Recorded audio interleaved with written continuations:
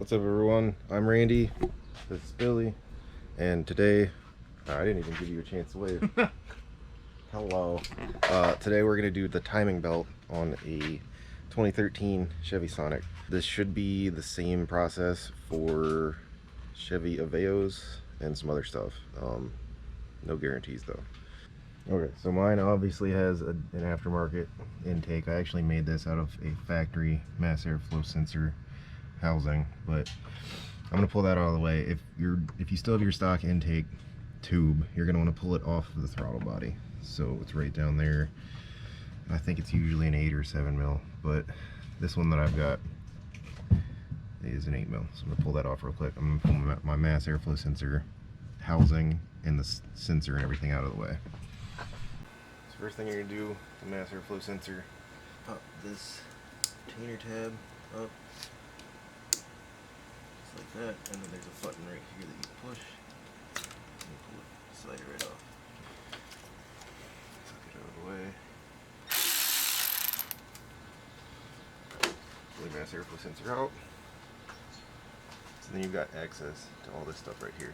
So the first thing we're going to do is pull this cover off. This is like an inspection cover for your timing belt. And there are two 8 mils, one down here, one way over here.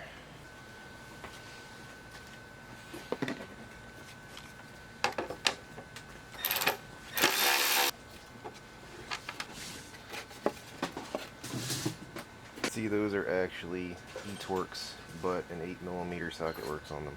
So now you're going to take a jack and take a block of wood, very gently bring this up just a little bit. You don't need to jack the whole car up, you just need to support the engine. Alright, now you're going to take off these three 15 mils. You're going to do the two outside ones first. And then you're going to do this middle one, but you want to slowly do it because you want to make sure that your engine's not dropping while you're taking it out. Oh, my engine's actually going up. That's fine. And then there's these other three. So that was a 15 mil socket for all 5 of those. This one's a nut. This one's a nut. This one's a bolt. These 3 are all bolts. They're all the same length. Then you just remove your engine mount. 2 bolts holding this remaining piece on here. They are also 15s.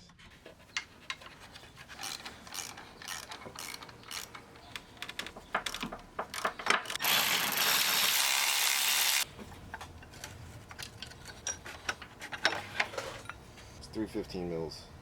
And you can pull it out with the belt still on.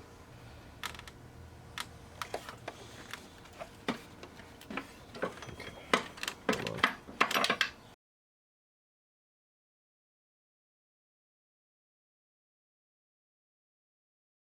You gotta take the wheel off. This is a 19 mil. And then you gotta take this wheel liner off, which is gonna be a bitch.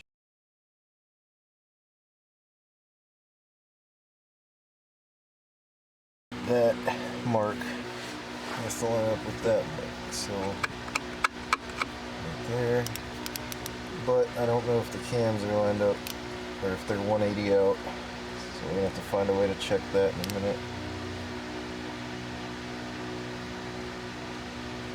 Under the car, right here, you'll see that bolt, that nut right there. You have 15 millimeter to put in your locking tool for the locking the flywheel. So there's our tool.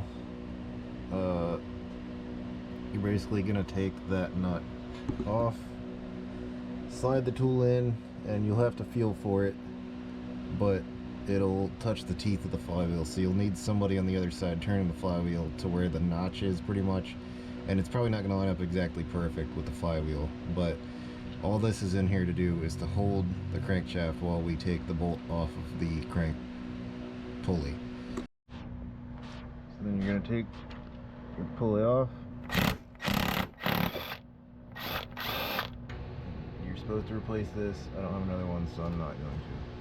You'll notice that it is not notched for where it goes. So just like that. That is an E10, and the E sockets are the inverse torque sockets.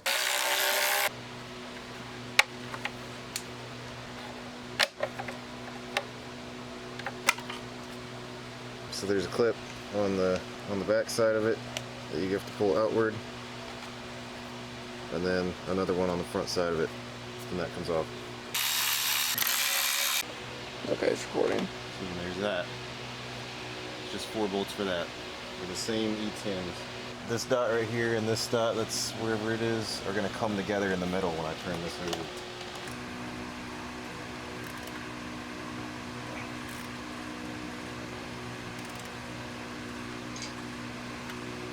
One has a raised bump, one has a dot.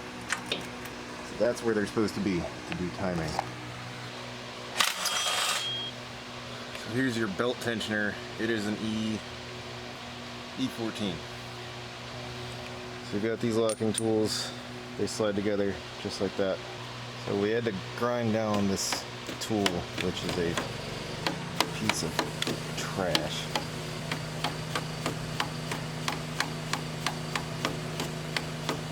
This tool is horrible. We had to grind it down on the flats just to make it slide in there. The left side nub for the intake cam is going to be just a little bit above the center line, and then the center lines match up, and then there's the dot on the exhaust cam that does line up with the line. So they're together, they're hooked together, and I can do the timing. It works. So now we're going to take off the belt and the tensioner and the idler, and then put our new belt on and put it all back together. Alright, so this is a 6mm Allen wrench. You're just gonna turn it, and it does go just a little ways, and then it hits a second spring. You have to push that second spring to get this belt off of here.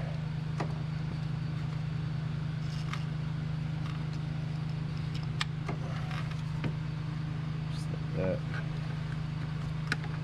That comes off.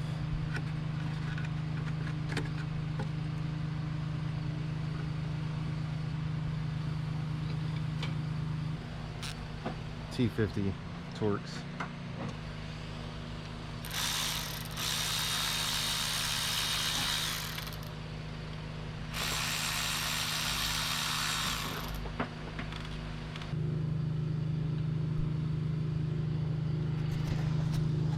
So that hole right there for the idler had coolant come out of it. I'm not sure why. I'm not going to worry about it too much right now, but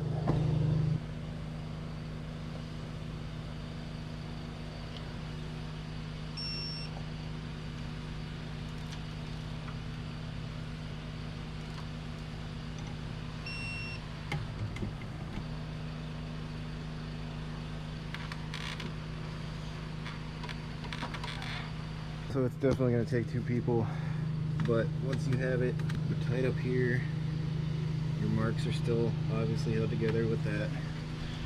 But I had to crank it a little bit past the mark to give slack on that side, so that he was able to.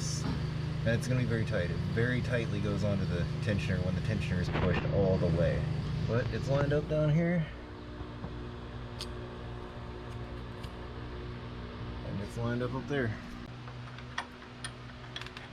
This is what we had to do. We had to grind those down a little bit. Just like that. Yep. And then put this thing back in there.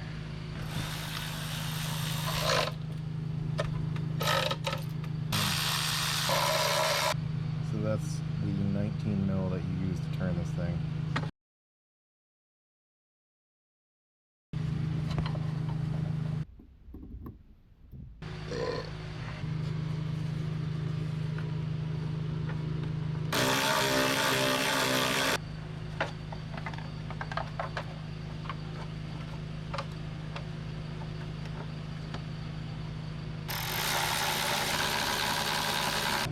this back on.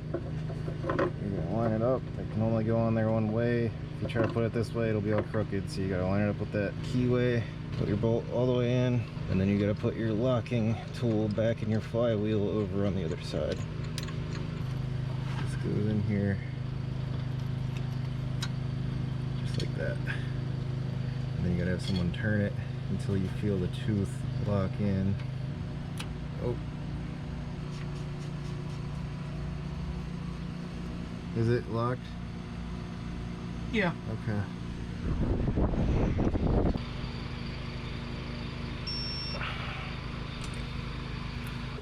Before I run out of battery, here's video of our kit. So this is what comes in your kit. If you're, for whatever reason, they include a way to hold your timing from both sides. So this is nice to have. It slides into the end of the cam gears if you take your valve cover off. It's a lot easier than this garbage, but a lot more involved because you got to take your valve cover off. This, I think, is for a different way of holding the flywheel. If you have the transmission off, it could probably goes onto the same bolt or something. But this is that tool that there's a nut under there. You take it off, you slide this in between. When you're looking up at the transmission, you're gonna slide it like on the bolt and in between the transmission and the engine, and then you're gonna put that bolt on. But you got to make sure that this end right here hooks into the flywheel. So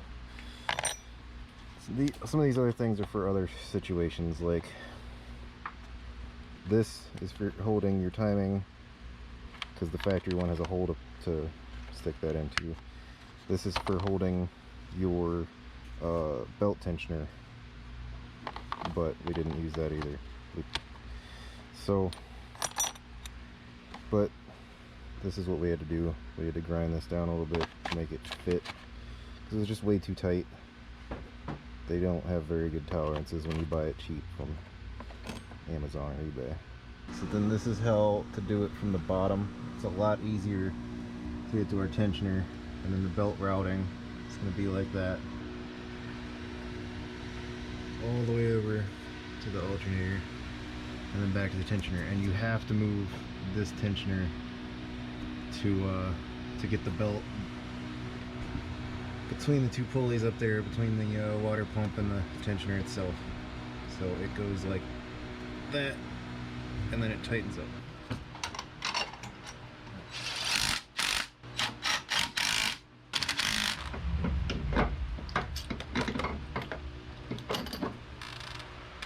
Remaining fasteners for the engine mount.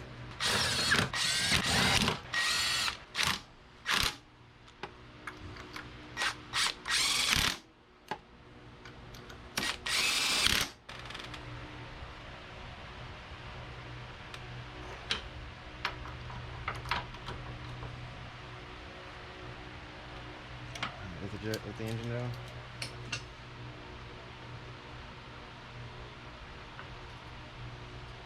Okay.